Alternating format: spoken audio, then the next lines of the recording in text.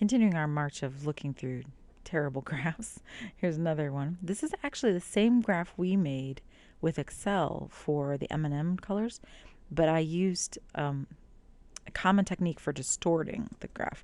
So when you look at this graph, you think, oh my gosh, there were no green ones in this bag at all. But if you go over here to the left, you can see that what I did was I truncated the scale. I cut off the axis. I didn't go to 0. So the vertical axis is truncated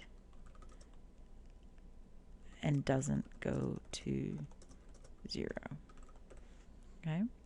And that is not appropriate in this graph. There are some times where that is appropriate, but this is not one of them.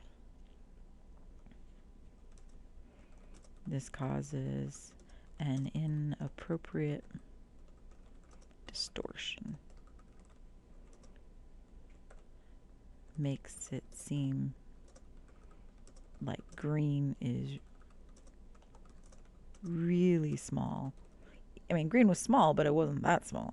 And orange is huge by comparison. And again, orange was our largest color, but it wasn't, 10 times as much or 8 times as much as big as green. And that's what this graph makes it appear like. It makes it appear like the orange is 8 times as large as the green, which is not good. Not good at all. And that's a really common trick. So when you're given vertical bar graphs, make sure you check over here for the horizontal axis. Now, if they do truncate for good reason, they usually have like a little squiggly line over here at the bottom that'll mark that it had been cut off. And often if it's a paper or research article, they'll tell you why they cut it off. They'll have reasons for it. Or sometimes they'll have the truncated one and the non-truncated one right next to each other. So you can see what it would look like, but then you're able to focus in and zoom in on the area they're really interested in having you look at. That's an appropriate use of it. All right, now this was hilarious. My husband and I were at Sam's Club and we found this. This was on the back of a garbage bag box, believe it or not.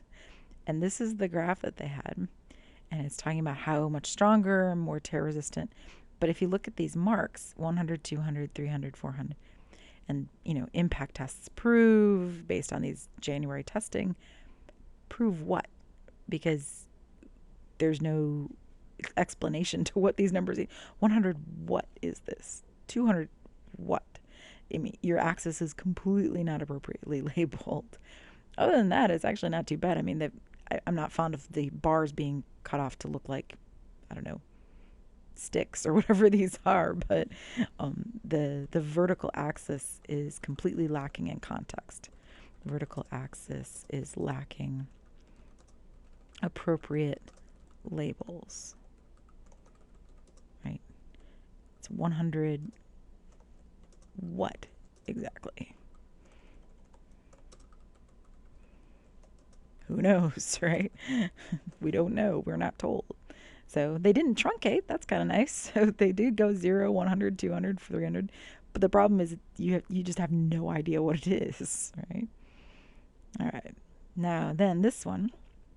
This came from, this is I'm trying to remember what it was. It was England. In England, they were trying to have a new organization to fund and develop films and film production and that kind of thing. And this was the responses to a survey they got. And then they put this in their paper that they put up online, which I don't even know where to begin. It is such a nightmarish pie chart. First of all, it's a 3-dimensional pie chart, which is not good.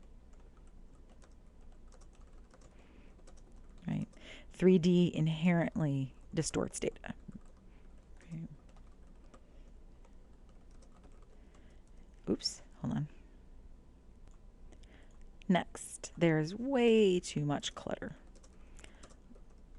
because there's too many categories in the pie chart.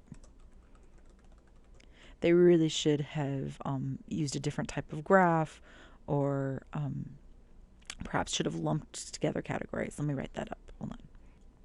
There. Should have either used a different type of chart, lumped some categories together, and they definitely shouldn't have separated them.